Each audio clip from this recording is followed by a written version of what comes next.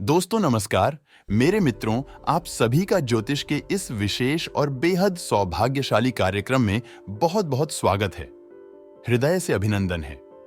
हम आपको डराना नहीं चाहते हैं, लेकिन यह चेतावनी देते हैं कि जितनी जल्दी हो सके उतनी जल्दी बंद कर दो ये 5 काम। जी हाँ दोस्तों, क्योंकि आपके जीवन में जितनी भी परेशानियां हैं, जितने भी कष्ट हैं, उन परेशानियों में कहीं ना कहीं इन 5 कामों का बहुत बड़ा योगदान है और आप जाने अनजाने इन 5 गलतियों को लगातार दोहराते चले जा रही है, जिसकी वजह से आपके ऊपर किसी भी प्रकार की दैवीय कृपा अपना सकारात्मक प्रभाव नहीं छोड़ पा रही है। जी हाँ दोस्तों, हम आपकी जानकारी के लिए बता दें कि आपके जीवन काल में जो अभी परेशानियां चल रही हैं, उनका सबसे बड़ा कारक ग्रह कौन सा है।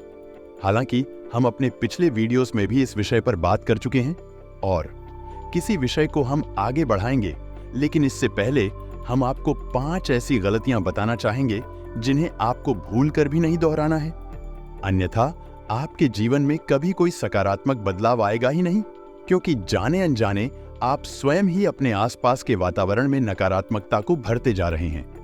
यह कहे कि आप नकारात्मकता को आकर्षित कर रहे हैं। आज की इस वीडियो में आपके जीवन से जुड़े हर एक विषय को विस्तार से बताया जाएगा और उससे भी ज्यादा महत्वपूर्ण आपके द्वारा की जाने वाली 5 बहुत ही भयानक गलतियों के बारे में चर्चा की जाएगी। दोस्तों, इंसान का स्वभाव ही कुछ इस प्रकार होता है कि उसे अपने द्वारा किए गए अच्छे कार्य तो तुरंत समझ में आ जाती है, लेकिन अपनी गलतियां उसे कभी दिखाई नहीं देती हैं। लेकिन आप यकीन मानिए कि यही गलतियां आपको धीरे धीरे बर्बाद कर रही होती हैं। इसीलिए जिस इंसान को अपने जीवन में बड़े बदलाव लाने हैं, कामयाब होना है, या यूं कहें कि जीवन को सर्वोच्च शिखर पर ले जाना है, उस इंसान का यह मूल स्वभाव बन जाता है कि वह सबसे पहले अपनी गलतियों को ढूंढ ढूंढ कर निकालता है और उन्हें समाप्त करता जाता है। लेकिन दोस्तों, ये एक कठिन कार्य है, क्योंकि हमें स्वयं तो अपनी गलतियां कभी दिखाई देती नहीं है, तो कोई हमारा शुभचिंतक, कोई हमारा मित्र हमें हमारी गलतियां बताता है तो हमें थोड़ा सा ध्यान देना चाहिए और सतर्क हो जाना चाहिए। आज का यह वीडियो आपका बहुत बड़ा शुभचिंतक बनने जा रहा है, क्योंकि इस वीडियो में आपके द्वारा की जाने वाली ऐसी 5 गलतियों के बारे में चर्चा की जाएगी जो आपके आसपास की ऊर्जा को खराब कर रही हैं, आपके सकारात्मक पहलू को समाप्त कर रहे हैं और आपकी ओर नकारात्मक ऊर्जा को आकर्षित कर रही हैं। इसी के साथ साथ वीडियो के अंत में हम आपको एक ऐसा योग बताएंगे जो आपके जीवन में एक बहुत बड़ा बदलाव ला सकता है, आपको रातों रात करोड़पति बना सकता है। लेकिन इस योग का पूरा लाभ उठाने के लिए आपको कुछ ऐसे कार्य करने होंगे जिनसे इस युग की प्रबल शक्ति आपको पूर्ण रूप से लाभ प्रदान करेगी। तो वीडियो को पूरा देखें, शुरू से लेकर अंत। वीडियो में बताई गई हर एक बात को ध्यान से समझने की कोशिश करें, क्योंकि यह वीडियो केवल और केवल आपके लिए बनाया गया है, आपकी समस्याओं को ध्यान में रखते हुए बनाया गया है। दोस्तों, यकीन मानिए, इस तरह के वीडियो बनाने के लिए बहुत मेहनत लगती है, बहुत सारा अध्ययन करना पड़ता है, तब कहीं जाकर सारूप में आपको ज्ञान प्रदान करना पड़ता है। इस सब मेहनत के बदले में हम बस आपसे यह चाहते हैं कि आप वीडियो को पूरा देखें और वीडियो में बताई गई बातों को समझकर अपने जीवन में उपयोग करें, जिससे आपके जीवन में खुशहाली आए। और यदि आपके जीवन में थोड़ा बहुत भी बदलाव आ जाता है तो हम समझेंगे कि हमारी मेहनत सफल हो गई, मां भद्रकाली के लिए हमारी भक्ति सफल हो गई। जी हां दोस्तों, की शुरुआत करते हैं, लेकिन उससे पहले आपसे निवेदन है कि कमेंट में पूरे भक्ति भाव के साथ जय मां भद्रकाली सहायता करो, यह अवश्य लिखें।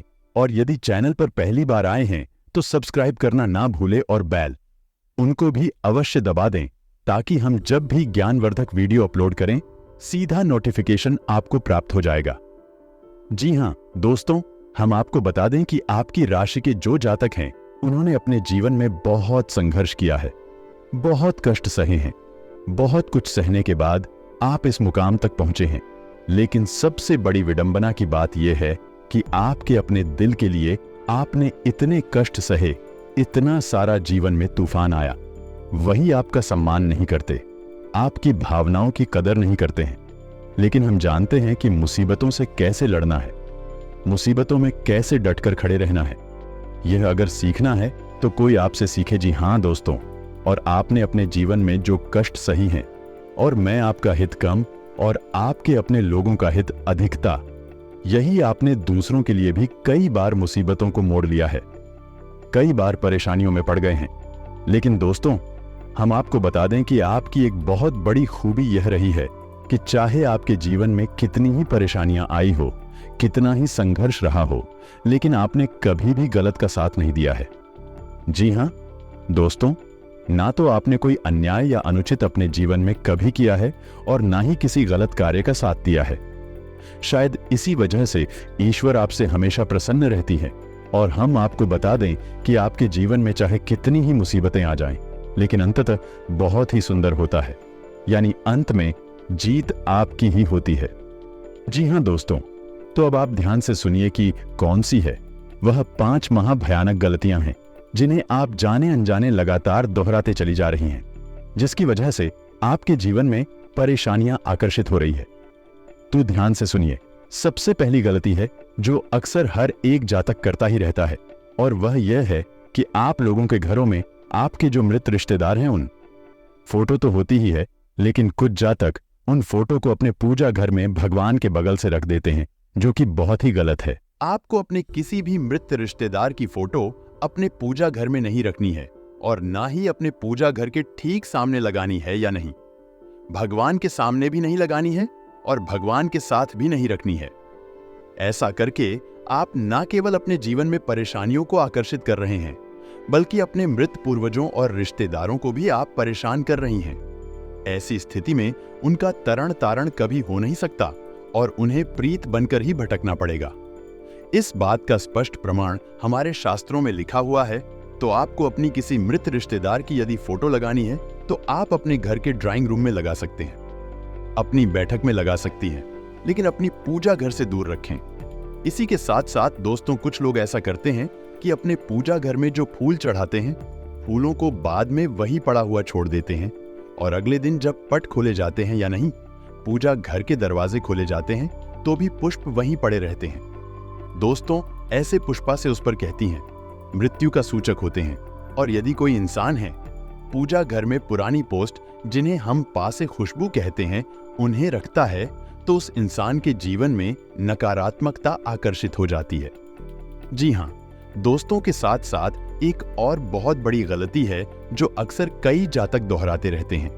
वह यही होती है कि जो उनके पूजा घर में दीपक होता है, उस दीपक में जो बातें होती है जब दीपक जल चुका होता है। अक्सर जातक ऐसा करती हैं कि अगले दिन की पूजा में उस बाती को उठाकर कहीं बगल में रख देते हैं और दोबारा से उसमें नई बातें लगाकर दीपक को प्रज्वलित कर देते हैं, जो कि बहुत ही गलत है। जब एक बार दीपक जलकर बुझ जाता है, यह समाप्त हो जाता है, तो वह अशुद्ध हो जाता है। उसके बाद उस दीपक को पुनः धोकर शुद्ध और पवित्र करके फिर इस्तेमाल करना चाहिए। तभी आपके जीवन में सकारात्मकता आकर्षित होगी। इसी के साथ साथ दोस्तों, दीपक को लेकर कुछ और नियम है जो आपको बता देते हैं। जैसे कि जब आप दीपक प्रज्वलित करते हैं और आपके मन में कामना है कि आपके घर में मां लक्ष्मी का आगमन हो, मां लक्ष्मी का वास हो, यानी आपकी रुपए पैसे की परेशानी दूर हो जाए, तो आपको दीपक की जो बात ही है उसका मुख उत्तर दिशा की ओर रखना चाहिए। ठीक इसके विपरीत कुछ जातक दीपक की बाती का मुख दक्षिण दिशा की ओर करके जला देती है, जो कि बहुत ही भयानक गलती है, क्योंकि दिशा में यम का वास होता है और इस तरह आप अपनी और मृत्यु को आकर्षित कर लेते हैं। यानी आप दक्षिण मुखी दीपक यदि जलाते हैं तो आपके घर में भयंकर से भयंकर रोग आएंगे, परेशानियां आएंगे और अंतहीन संकटों की बाढ़ आ जाएगी। जी हां दोस्तों, अब कुछ लोगों के मन में यह प्रश्न आ रहा होगा कि क्या एक दीपक जला लेने से इतना सब कुछ हो सकता है, यानी कि महाभयानक संकट आ सकते हैं। तो दोस्तों, आप जब एक दीपक जलाकर भगवान को प्रसन्न कर सकते हैं, जो इस सृष्टि को चला रहे हैं, उन्हें खुश कर सकते हैं, तो फिर उसी दीपक भयानक से भयानक संकटों को आकर्षित क्यों नहीं कर सकती। सब कुछ विधि विधान से निर्धारित किया जाता है। इसीलिए हमारे शास्त्रों में कहा गया है कि पूजा विधि विधान के साथ ही की जानी चाहिए। जिस पूजा पाठ में विधि विधान नहीं होता, उस पूजा पाठ का फल नकारात्मक प्राप्त होता है। जी हां दोस्तों, अब हम आपको बता रहे हैं कि कौन सी वही दूसरी गलती है जो लगातार करती चली जा रही है। दोस्तों, कुछ लोगों की आदत होती है कि जब तक उनकी जेब खाली नहीं हो जाती भी लगातार खर्च करते रहते हैं। यही आदत उन्हें परेशानी में डालती रहती है, यानी कि आपको इस आदत को छोड़ना होगा। कहने का मतलब यह है कि आपको अपनी जेब में, अपने पर्स में रुपए हमेशा रखने होंगे। कभी भी अपने पर्सों को पूर्ण रूप से खाली ना करें, और यही नियम आपके घर में जहां आप रुपए कैसे रखते हैं, चाहे कोई अलमारी हो, लॉकर हो या फिर कोई तिजोरी हो, उसमें भी लागू होता है। यानी आपको अपने घर का लॉकर भी पूर्ण रूप से खाली नहीं करना है। उसमें 10, 20, 50 एक कोई भी सिक्का, कोई भी नोट अवश्य रखें, और अपने पर्स में भी पूर्ण रूप से कभी रुपए खाली ना होने दें। उसमें भी एक आदमी रखें निश्चित तौर पर, क्योंकि जब आप रुपए पैसे रखने की जगह पर ही रुपए पैसे को नहीं रहने देंगे या नहीं, उसे बार बार खाली करते रहेंगे, तो निश्चित तौर पर वहां से माता लक्ष्मी चली जाएगी। याद रखें कि माता लक्ष्मी की सगी बहन दरिद्रता है, और उन्हें भगवान विष्णु से यह आशीर्वाद प्राप्त है कि जिस जगह पर मां लक्ष्मी नहीं होंगे वहां दरिद्रता अपने आप भासकर किसी के निमंत्रण की आवश्यकता नहीं है। जब आप अपना पर्स अपनी तिजोरी में शेयरों पर पूरी तरह से हटा देते हैं, यानी माता लक्ष्मी को पूर्ण रूप से निकालकर बाहर कर देते हैं, तो जगह खाली हो गई, और उस खाली जगह में दरिद्रता का वास हो गया। और दोस्तों, इसमें डराने वाली बात यह है कि हमारे शास्त्रों में माता लक्ष्मी को चंचला कहा गया है, यानी माता लक्ष्मी का स्वरूप चंचल है, स्थान पर तैरती नहीं है, लेकिन इसके विपरीत उनकी बहन दरिद्रता का रूप स्थायित्व है, यानी कि जहां एक बार दरिद्रता का वास हो गया वहां से फिर भी वापस नहीं जाती हैं। बहुत ही मुश्किल होता है उन्हें बाहर। इसीलिए आपने अक्सर यह देखा होगा कि जो इंसान दरिद्र होता है, यानी कि हमेशा पैसे रुपए के लिए परेशान रहता है, उसकी परेशानी बड़ी है, मुश्किल से दूर होती है या नहीं। रुपए पैसे की आवक उसके पास बड़ी मुश्किल से शुरू होती है, क्योंकि जिसके जीवन में दरिद्रता का वास हो गया, बड़ी मुश्किल से बड़ी ही परेशानियों के साथ दरिद्रता उसका पीछा छोड़ दी है। इतना आसान नहीं है, तो आपको अपने घर में, अपने जीवन में दर्द आपको आमंत्रित नहीं करना है। भूल से भी यह गलती नहीं करना है। अब हम आपको तीसरी गलती बताने जा रहे हैं। दोस्तों, बहुत से जातक ऐसे होते हैं जो अपने घर में देवी देवताओं की मूर्तियों को या उनकी तस्वीरों को सजावटी सामान के तौर पर प्रयोग करते हैं। दोस्तों, यह बहुत ही गलत है, हमारे शास्त्रों में वर्जित है। अब बहुत से जातक एक और बहुत बड़ी गलती कर जाती है। टीवी गणेश जी की मूर्ति या फिर फोटो को अपने घर के दरवाजे पर लगवा देते हैं। दोस्तों, अब आप समझने की गलती क्या है कि आपने अपने घर दरवाजे पर, यानी बाहर की ओर मुख करके गणेश जी की एक फोटो या फिर मूर्ति लगवा दी। अब गणेश जी को समृद्धि का सूचक माना जाता है, सुख का और रिद्धि सिद्धि का दाता माना जाता है। जब आपने अपने घर के बाहर गणेश जी का मुंह करके फोटो या मूर्ति लगवा दी, तो अब आपके घर में सुख समृद्धि आएगी नहीं जाएगी, क्योंकि जब आप घर से बाहर जाएंगे तो आपको गणेश जी के दर्शन नहीं होंगे। गणेश जी आपकी पीठ के पीछे होंगे, तो यह बहुत ही गलत है। तो अब आपको क्या करना है? बहुत से जातकों ने अपने घर के बाहर की दीवार पर, यानी दरवाजे के ऊपर या दाएं बाएं गणेश जी की मूर्ति या फोटो लगवा दी होगी। अब वह तो हटेगी नहीं, तो अब आपको क्या करना है कि ठीक वैसी ही मूर्ति या फोटो दीवार के इस तरफ, यानी घर के अंदर की तरफ भी आप लगवा दें। उसी फोटो या मूर्ति के पीछे, यानी मूर्ति या फोटो की पीठ से भी टपक जानी चाहिए, लग जानी चाहिए। तो अब आप जब भी घर से बाहर निकलेंगे तो आपको गणेश जी के दर्शन होंगे, यानी सुख समृद्धि आपके घर में आने लगेगी।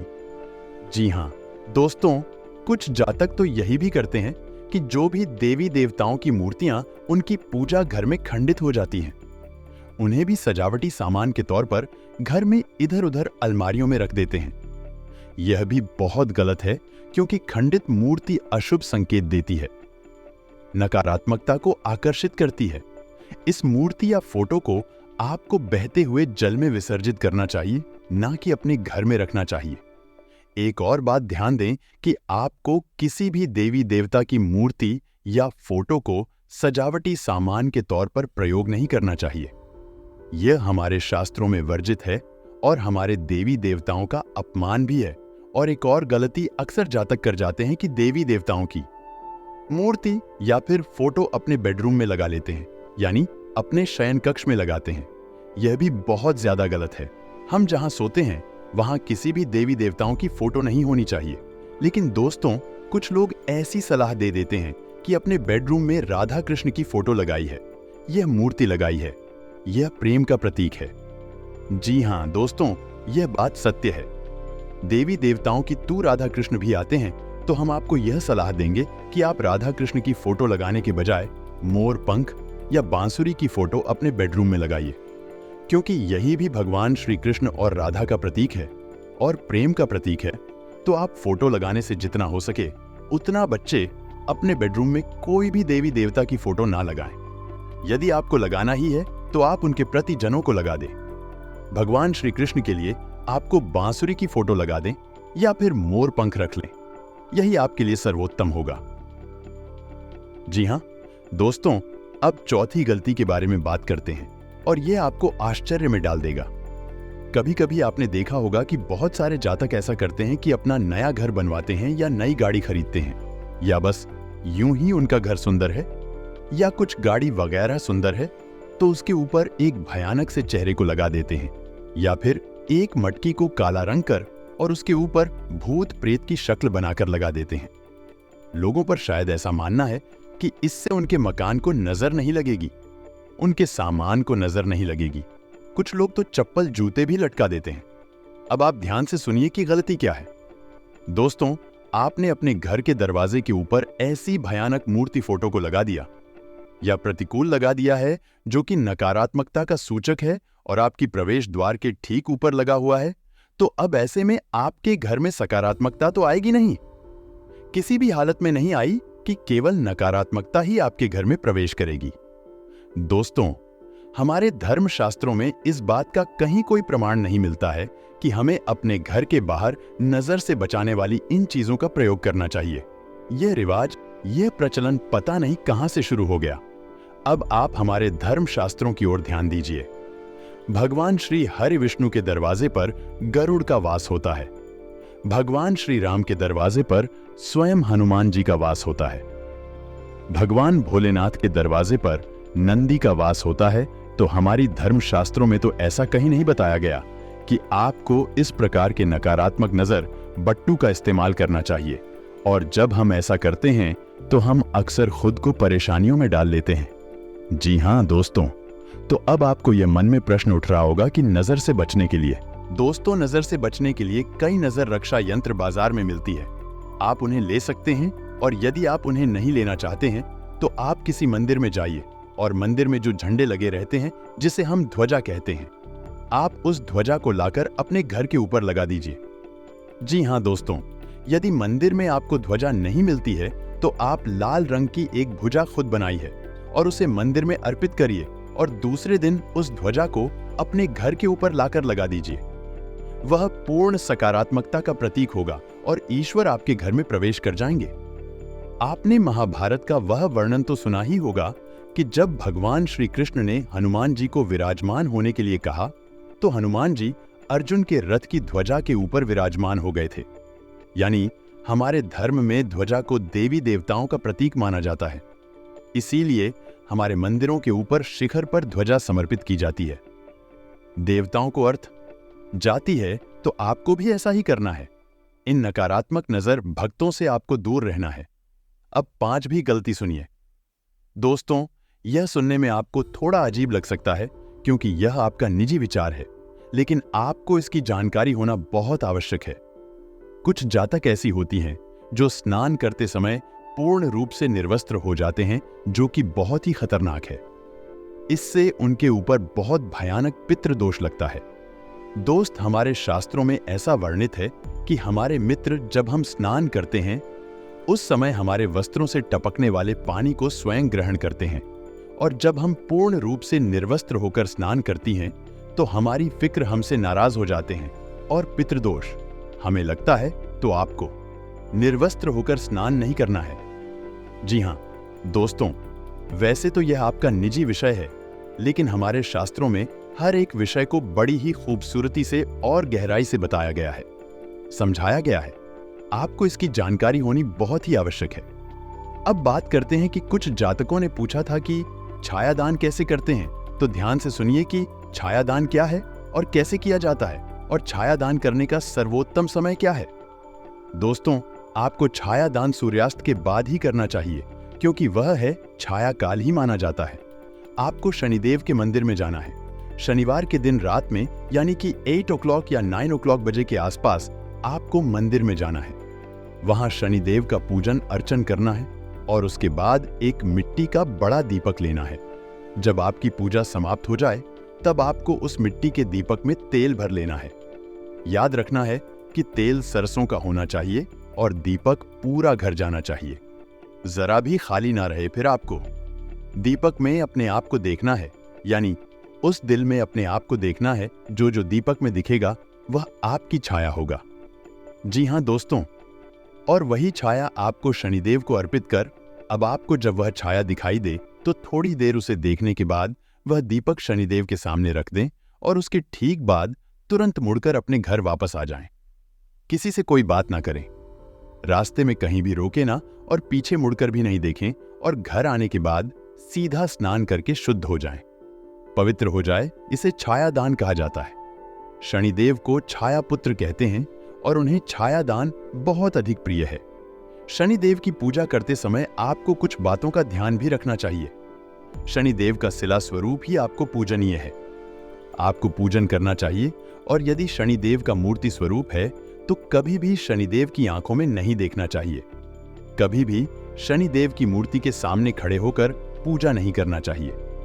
थोड़ा बहुत दाएं या बाएं होकर करना चाहिए, क्योंकि शनिदेव के बारे में ऐसा कहा जाता है कि यदि शनिदेव की दृष्टि किसी के ऊपर पड़ेगी तो उसका अनर्थ अवश्य होगा, उसका विनाश अवश्य होगा। तो आपको शनिदेव की दृष्टि से बचना चाहिए। कभी भी शनिदेव की मूर्ति की आंखों में आंखें डालकर दर्शन नहीं करने चाहिए। आंखें झुकाकर ही दर्शन करने चाहिए। शनिदेव की मूर्ति के सामने खड़ी नहीं होना चाहिए। अब कुछ जातकों का प्रश्न था कि यदि शनिदेव की मूर्ति ही है, मंदिर में शीला स्वरूप नहीं है, तो ऐसी स्थिति में क्या करें। तो दोस्तों, हम आपको बता दें कि ऐसी स्थिति में आपको पीपल के वृक्ष के नीचे जाना चाहिए और उसे ही शनिदेव का प्रतीक मानकर पूजना चाहिए, और वही आपको दीपक जला देना चाहिए।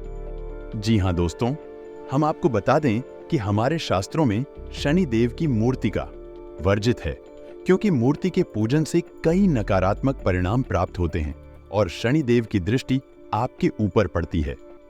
शनिदेव की मूर्ति के विषय में यही भी वर्णन मिलता है कि हमें कभी भी अपने घर में शनिदेव की मूर्ति नहीं रखनी चाहिए, ना ही शनिदेव से जुड़ा कोई प्रतीक रखना चाहिए, यानी शिला स्वरूप हो चाहे मूर्ति स्वरूप हो, हमें अपने घर में नहीं रखना चाहिए। और ना केवल शनि देओल, बल्कि कई और ऐसी मूर्तियां हैं जिन्हें भूले से भी हमें अपने घर में नहीं रखना चाहिए, वरना हमारा बहुत बड़ा अनर्थ हो जाता है। यहां तक कि हम मृत्यु तक को आकर्षित कर लेते हैं। लेकिन इस विषय पर हम आपको किसी और वीडियो में बताएंगे। आपको इस विषय पर वीडियो चाहिए तो आप कमेंट करके हमें बताएं।